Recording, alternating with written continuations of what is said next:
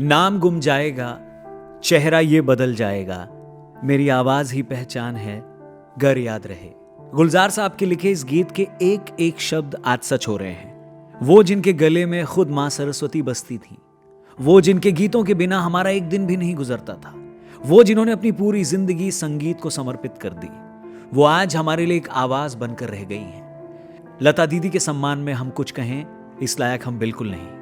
उनका जाना दुनिया भर में फैले भारतीयों के लिए एक दुख के पहाड़ जैसा था। लेकिन मुझे लगता है हम सबको इस बात पर खुश भी होना चाहिए कि हम उनके एरा में रहे।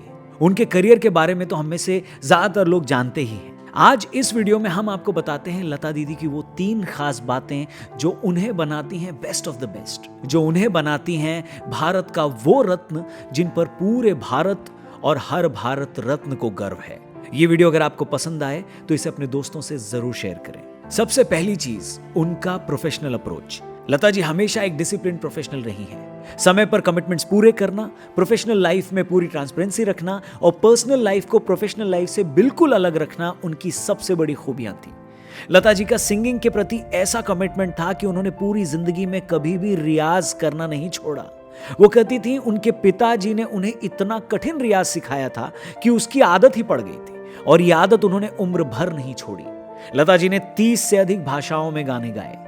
जब भी उन्हें हिंदी या मराठी के अलावा किसी और भाषा में गाना होता था तो वो और अधिक रियाज करती थी। एक बार दिलीप कुमार साहब ने उन्हें कुछ उर्दू शब्दों के तलफ्फुज यानी प्रोनाउंसिएशन पर टोक दिया था, जिसके बाद उन्होंने कई महीनों तक उर्दू सीखी थी। जबकि उस समय तक लता जी मशहूर हो चुकी थी और उनके पास इतने गानों के एग्रीमेंट थे कि समय की बहुत कमी रहती थी। लेकिन जिसे परफेक्शन की आदत हो वो कभी कॉम्प्रोमाइज कर ही नहीं सकता और लता दीदी ऐसी ही थी। उनके साथ काम कर चुके कई लोग बताते हैं कि कई बार म्यूजिक डायरेक्टर्स के ओके कर देने के बाद भी अगर लता जी खुद से सेटिस्फाइड नहीं होती थी तो उसको दोबारा रिकॉर्ड करती थी उस गाने को। और इसके साथ ही कमाल की बात और भी है, गाना रिकॉर्ड कर लेने के बाद लता जी कभी भी अपने गाने को नहीं सुनती थी।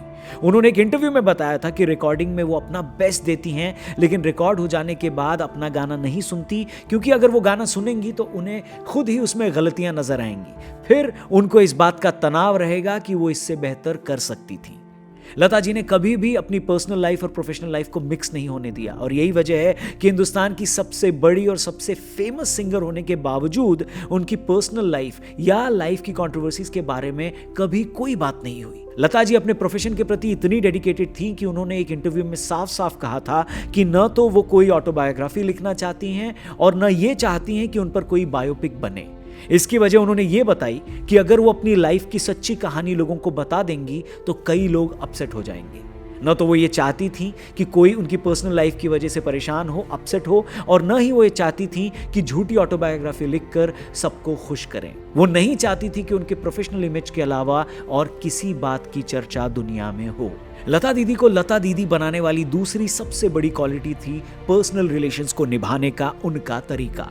लता दीदी ने हमेशा इस बात को एक्सेप्ट किया है कि वो बहुत शॉर्ट टेम्पर्ड थी। उनका कहना है कि पहले उन्हें बहुत जल्दी गुस्सा आ जाता था, लेकिन इस गुस्से की वजह से कई लोगों से उनके रिश्ते खराब हो रहे थे।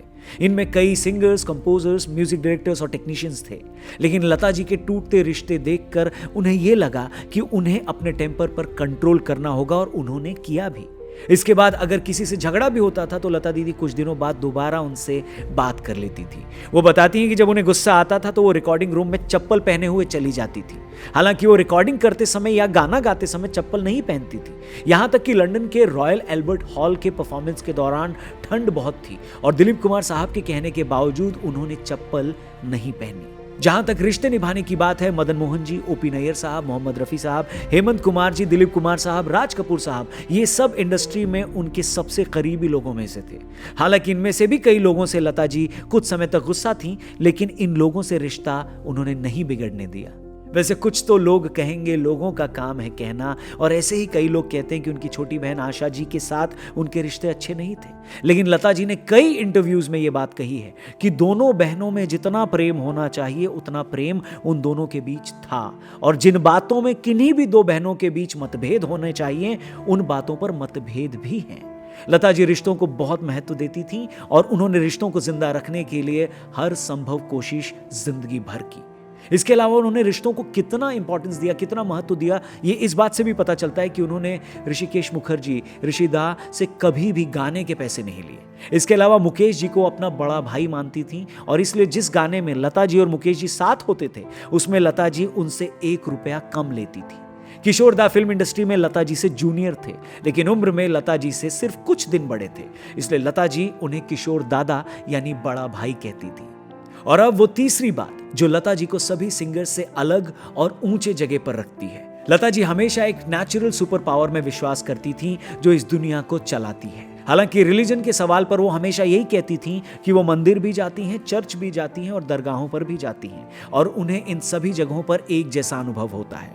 1960 में जब लता दीदी का करियर अपने पीक पर था तो उस समय अचानक उनकी आवाज खराब हो गई। ऊंचे नोट्स पर जाते ही उनकी आवाज फटने लगती थी। कई लोगों ने इसमें एक कॉन्स्पिरेसी थ्योरी निकाली कि कोई लता जी को राइवलरी की वजह से स्लो पॉइजन दे रहा है, लेकिन लता जी ने इन बातों पर भरोसा नहीं किया और उस परम शक्ति पर भरोसा रखा।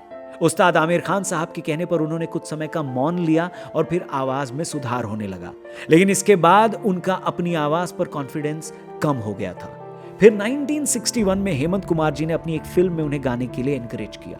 20 साल बाद फिल्म का वो गाना कहीं दीप जले कहीं दिल लेजेंडरी बन गया।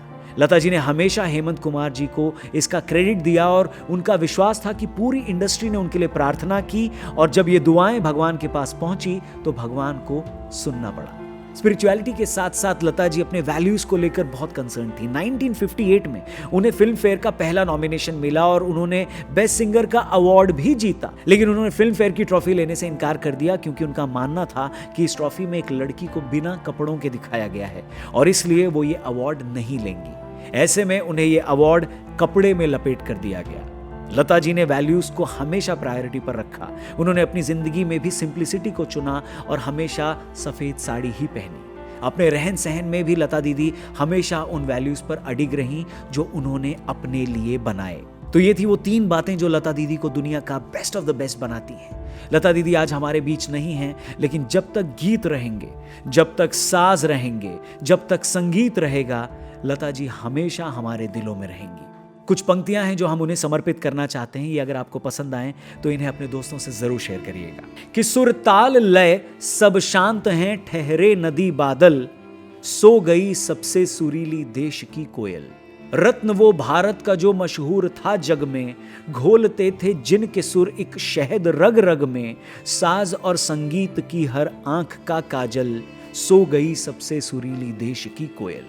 आपको सदियों तलक हम याद रखेंगे, आपकी आवाज से आबाद रखेंगे। याद की वीरानियों का ये घना जंगल, सो गई सबसे सुरीली देश की कोयल। लोरियों ने जिनकी हम सबको सुलाया है और भजनों ने सुबह हमको जगाया है।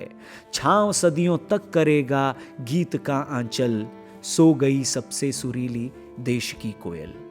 लता दीदी, आप हमें ही नहीं आने वाले जनरेशंस को भी याद रहेंगी। आपको नमन।